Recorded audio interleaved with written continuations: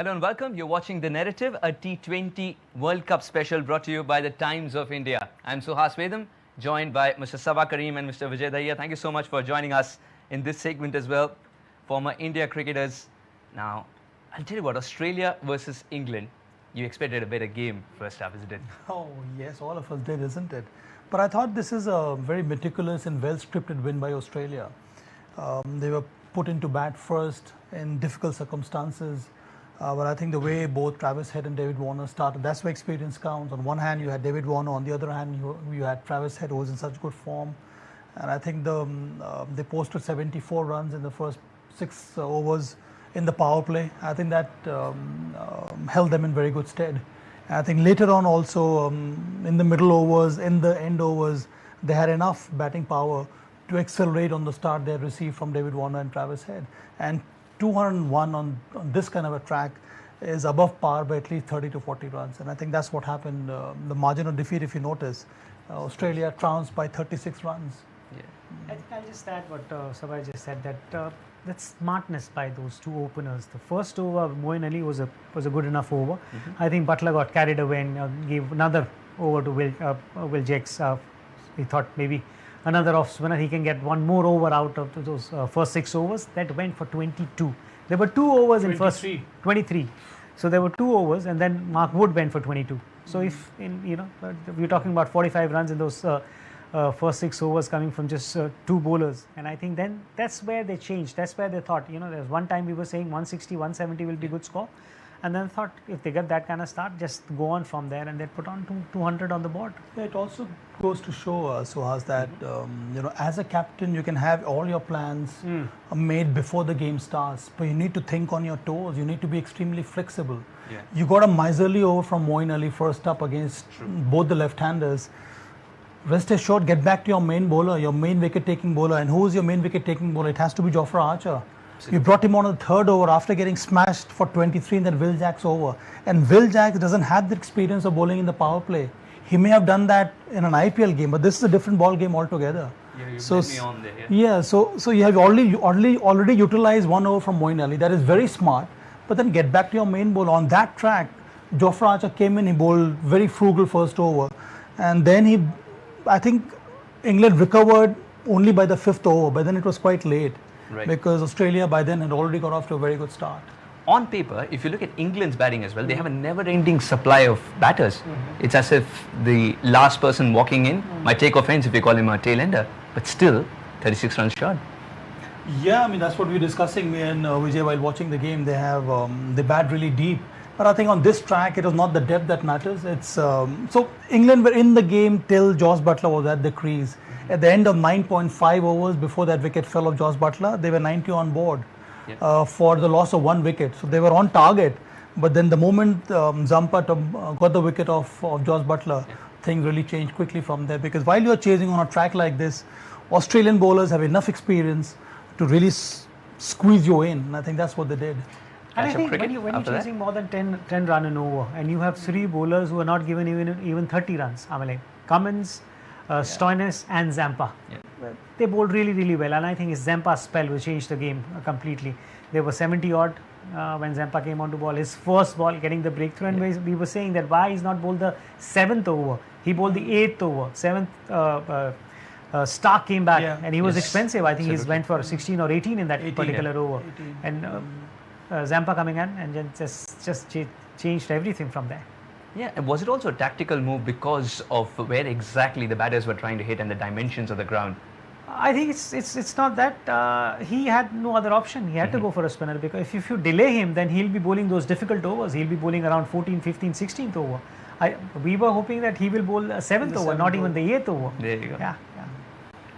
As far as Maxwell is concerned, now him getting runs, 28 of them, not in quick succession, not in quick time, but would you still be happy about it that he's showing some semblance of form come the bigger games now?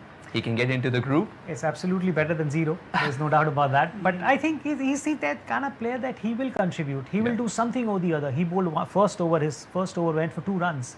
And then put pressure on the other end, and that's what he can do. He's always involved in the game. A good run out, a catch here or there. I think you need that kind of characters, and that's what Maxwell brings to this team. And he can win you a game from nowhere. Yeah. That's another thing. Yeah, but this 28 runs will definitely give him a confidence. Mystery to me. I was just looking at his scores while playing for Australia. He's been a match winner for them. Yeah.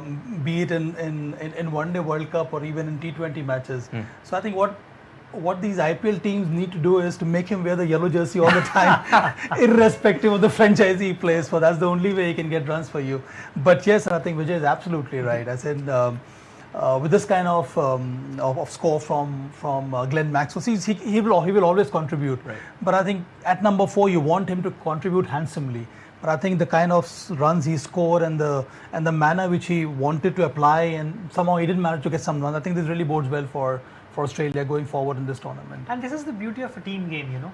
Yeah. You may be not getting those runs what you expected out of you, but somebody else on the other end, Marsh was playing a really good hand from the other end. True. And in the partnership, if you look at the run rate, that was not dipping. Although he was playing, he was not playing aggressively, but still in that partnership they had the same sort of a run rate. Vijay, so that sort of exposes another point as well. If you juxtapose both the scorecards in terms of the batting effort of the teams, everybody chipped in with runs if they were an Aussie today.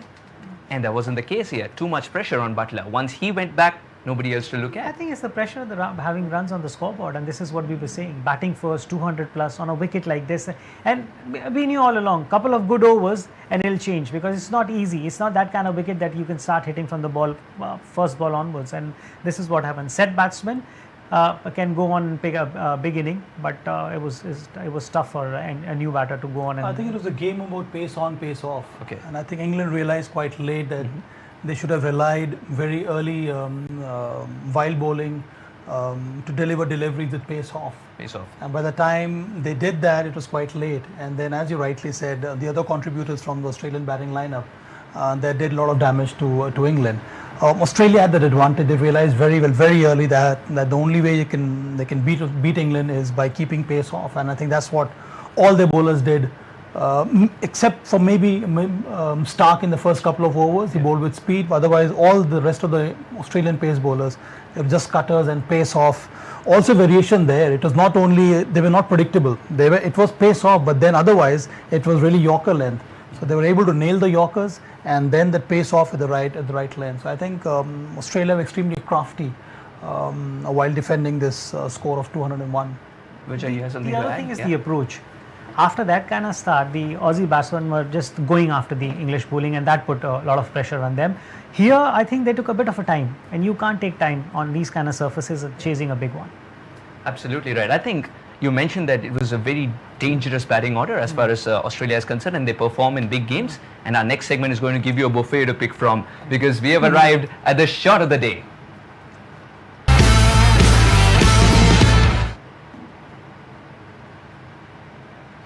Shot of the day. We'll start with Vijay sir. All right, I've talked about in pre-show that I'm really looking at that contest between Stark and Phil Salt, and I think for me that shot of the day, Phil Salt picking up Starkey, and I think both of them playing in Indian Premier League, he knows that his ball comes in, especially with the new ball, clearing his front foot, letting it in, and then picked it up beautifully, and that sound, you know, it's like a music to your ears. That was the shot of the day for me, that the way he picked that ball. Wow, and for you? For me, on a track like this, anybody who gets a boundary and over boundary, that should be shots of the day. Yeah, but yes, for me, a couple of shots. David Warner, because he's trying to regain his form, and that flick of the pads when soaring into the stands, although it was the shorter side.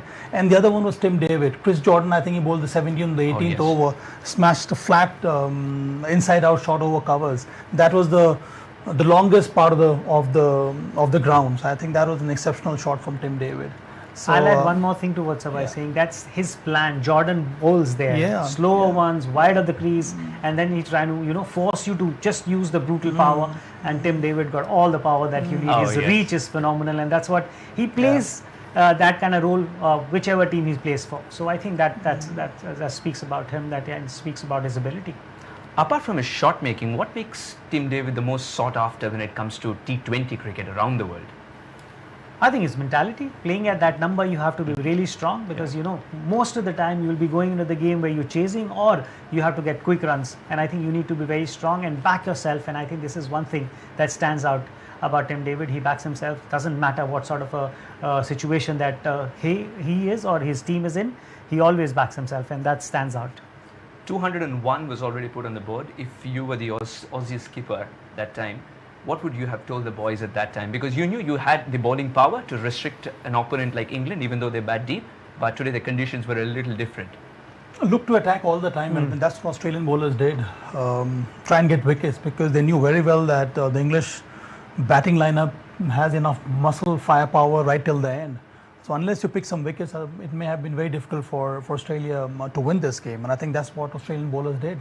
And I think Mitch Marsh, although I felt, and Vijay may agree with me, is that from both the sides, the captaincy was kind of ordinary. Joss Buttler, we have talked about the way he brought in Will Jackson in the second over. Mitch Marsh also, why would you bring back Mitch Starc in the seventh over when you're already bowled 2 overs? He has been expensive. When you have Adam Zampa waiting, when you have Pat Cummins waiting, both of them exceptional bowlers in the middle overs. So yeah, I mean, there was a slip up from both the captains, but because Australia had the cushion of 201 runs, it was easy for Mitch Marsh to rotate the bowlers. I don't think he has. Why would you need to speak something like this to any of the Australian bowlers? Because they have so much of experience, and I think that's the best part about Australia.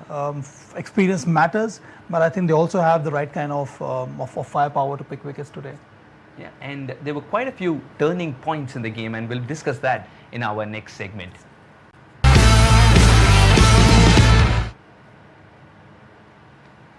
All right, we'll start with Saba, sir. Apart from Butler's wicket, let me take that off the menu right now. Apart from Butler's wicket, anything else as well? The little moment. Let's start from the first innings, and I think the first 6 overs of power play, that was crucial. And we were talking about in the pre-game show that 40-45 for the loss of 1 wicket would be a decent start for Australia. They went a different way altogether. Right. And that was courtesy Will Jack's over when Travis Head and David Warner plundered him for about 23 runs. And then they brought in Mark Wood again. He was expensive, went for about 21-22 overs. Now, I think the power play was the turning point, in my opinion, in this heavyweight encounter between both these sides. Australia getting off that blistering start, there was no looking back for them after that.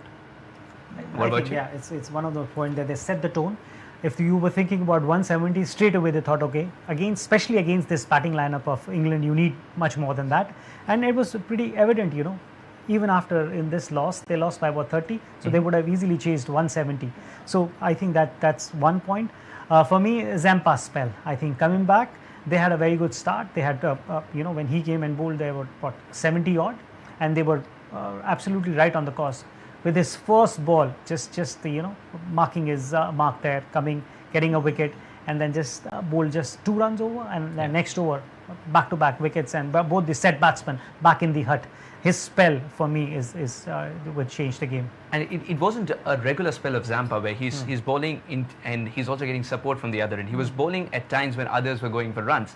Does it disturb your plans as well as a bowler, or do you say, all right, I know that cricket is a team game, but now I need to stick to my plans? I think he was lucky because Cummins bowled a really good over from the other end as well, and then Stoinis chipping in. And it's a surprise if you look at the numbers in last year or so. Stoinis is the most economical bowler and most successful bowler. So he's coming in and playing that his important part.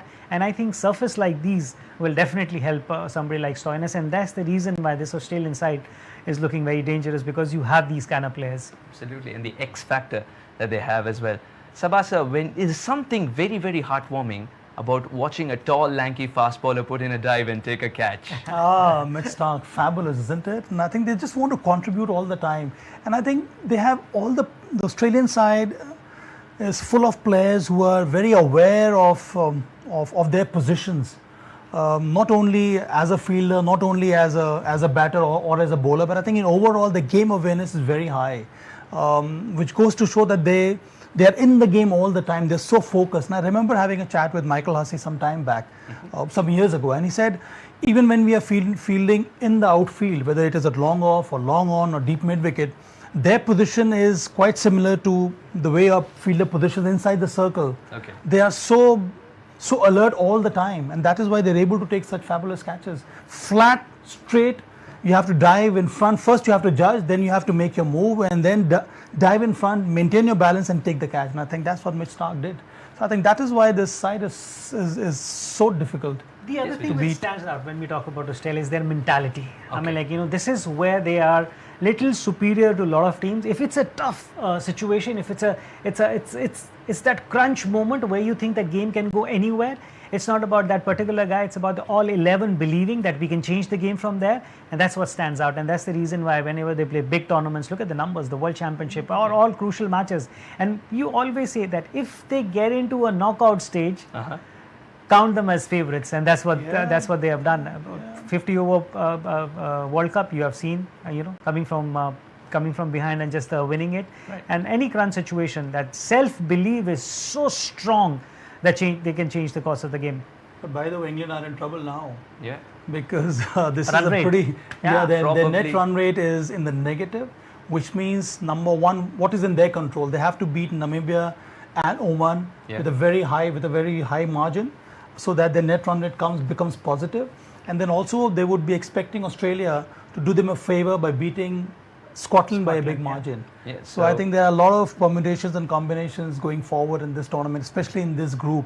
So England are really under a lot of pressure at this stage. Yeah, let's have a look at the points table that sort of tell us how much in waters England Yes, are in minus right now. 1.8800, and for them to go to positive is not going to be an easy job for They England, need and to they are up against Namibia, and Namibia seems to be pretty decent side, and they're also then they play Oman. So I think both these teams, they have to win by a very big margin. Especially in this format, this sort of a run rate, you have to really not only win by a big margin, and you mind you, on these kind of surfaces, if they'll try and play aggressively from the world go, they will give an opportunity to either Oman or Namibia as well.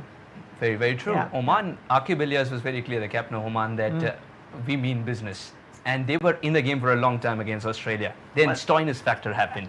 But they got nothing to lose. You have to understand that. They got every outing is an experience. I know that you're playing to win, but still, every outing is an experience. They don't get this kind of opportunity to play against these teams, and especially T20. And anything can happen in this format, because chance of a comeback is so small. The margin is so small. And why not? When team is feeling the pressure, England will definitely be feeling the bit of a pressure.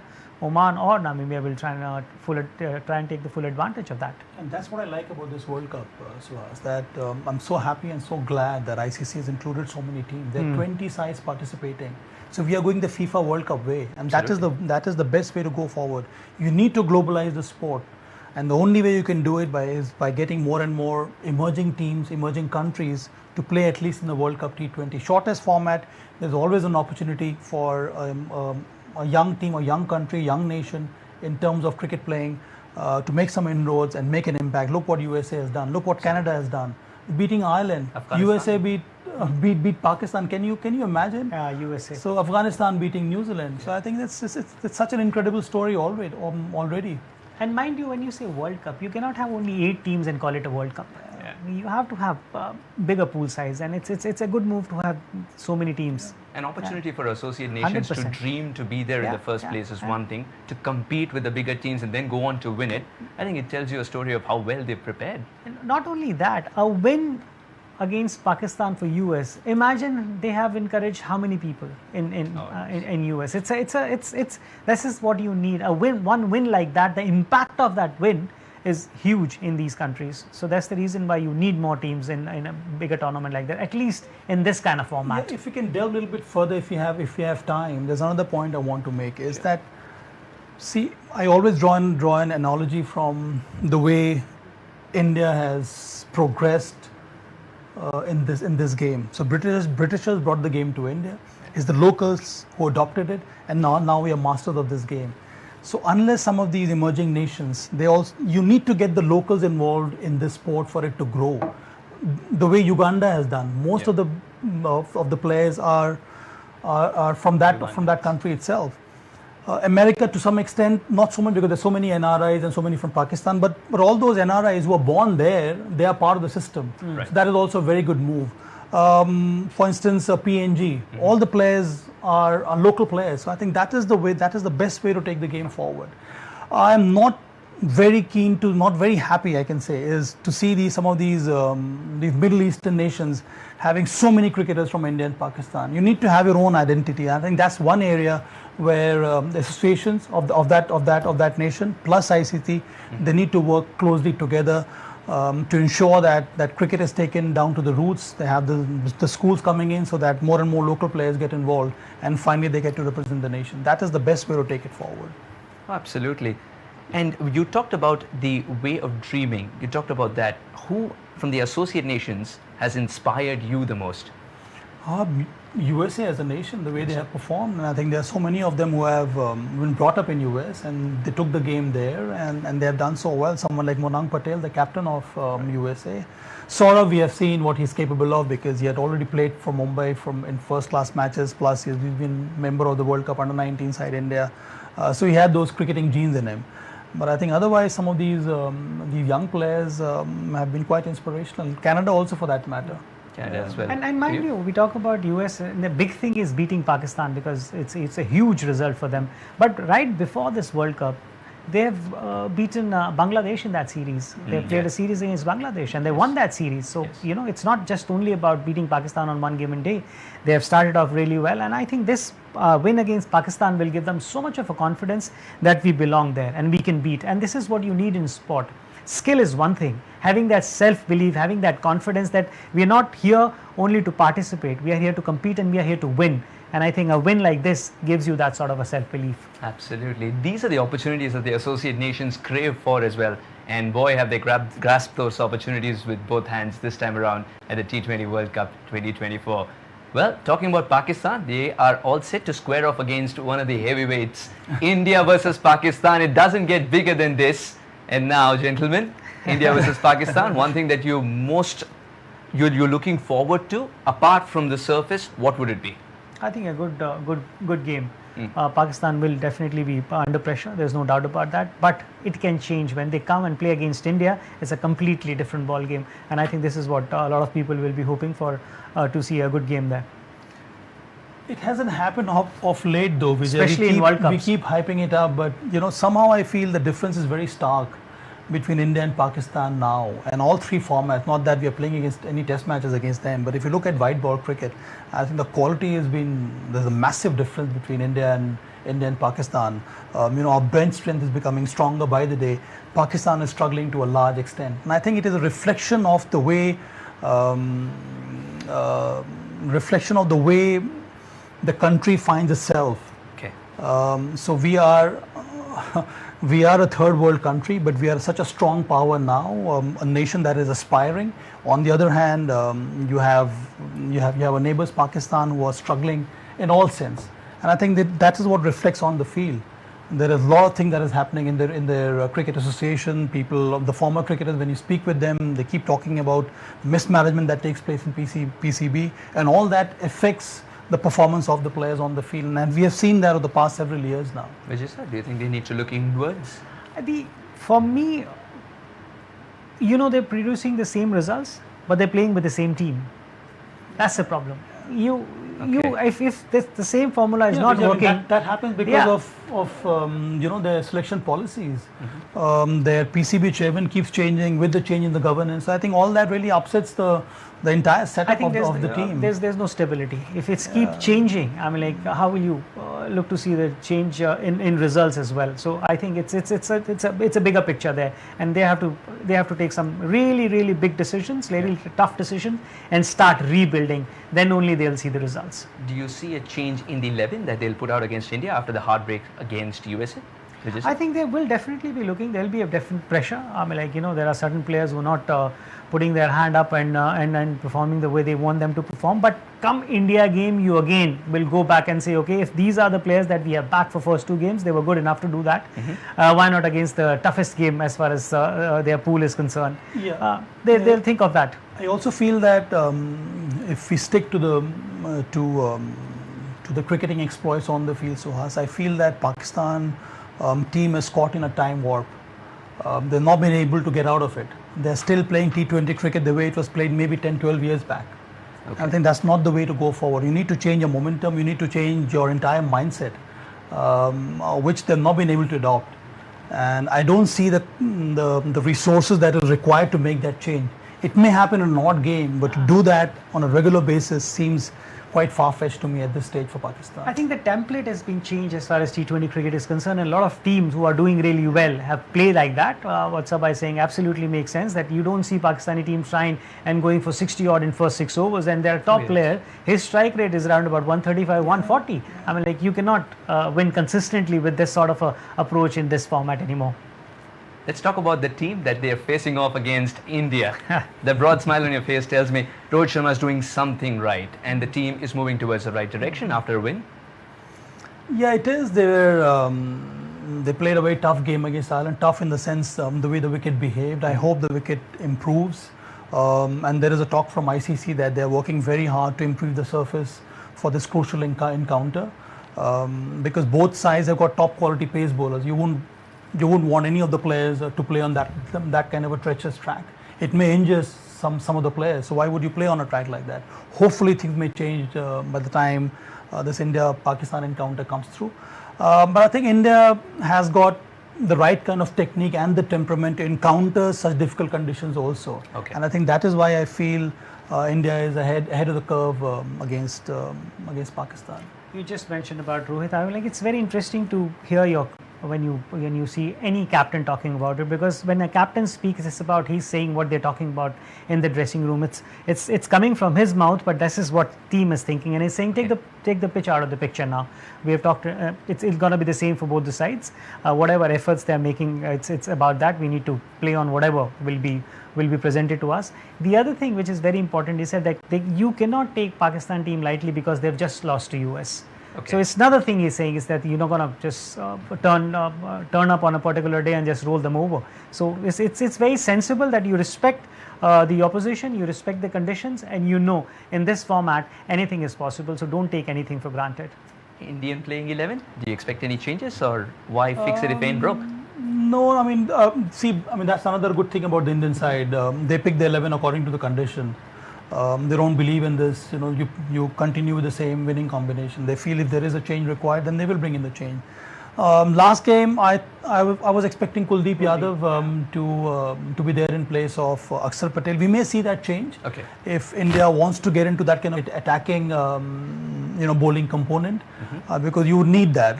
Game against Ireland was quite easy because our pace bowlers picked up those early wickets in the power play. It became very easy for the rest of the bowlers. But I think against an opponent like Pakistan, and also if I remember correctly, Kuldeep Yadav has a very good track record against Babar. You remember that dismissal, isn't it? Yes. Between bat and pad. So I think we may see that solitary change in the Indian lineup. I think the good thing about it is that India got the options. If they feel, as team management or captain feel, according to this conditions or looking at the opposition, you want to take a little bit of an advantage, you have enough options to pick and make those kind of changes. It's very difficult to sit here and make a prediction that what change they'll make, but I think it all comes down to what is their reading about this particular match or about that particular surface. On basis of that, they can make change if they feel like. Otherwise, Akshar gives them a little bit of a depth in the batting as well. I mean, like, that's what advantage that goes in favor of Akshar, and that's the reason why he played the first game. Now, from the fans' perspective, how would it feel if you were Gary Kirsten? One moment you're winning the World Cup with the team, other moment you realize, hang on, this is a different setup. I think this is a life approach. I mean, like, if you ask Gary Kirsten, he says, end of the day, you win some, you lose some. He's just joined that team. He doesn't have a magic stick in his hand that is going to turn up in a Pakistan dressing room and he'll change everything. It takes time, but unfortunately the problem with that setup is that they don't give you enough time. They change so many coaches, and it's about changing the players. It's about changing that mindset. It's about changing those habits which are not producing results. If you keep making changes in coaching staff, you're not going to give anybody that sort of a surety that, okay, I want to build on something. They want the results, but they're not giving them enough freedom to produce that. Expecting a sea of blue at Nassau County, showdown in New York? I think 99% sea of blue, isn't it? That's what I'm expecting for this India-Pakistan encounter. It has always been the case. I remember Melbourne some years ago, World Cup game, India-Pakistan. I think it was at Melbourne.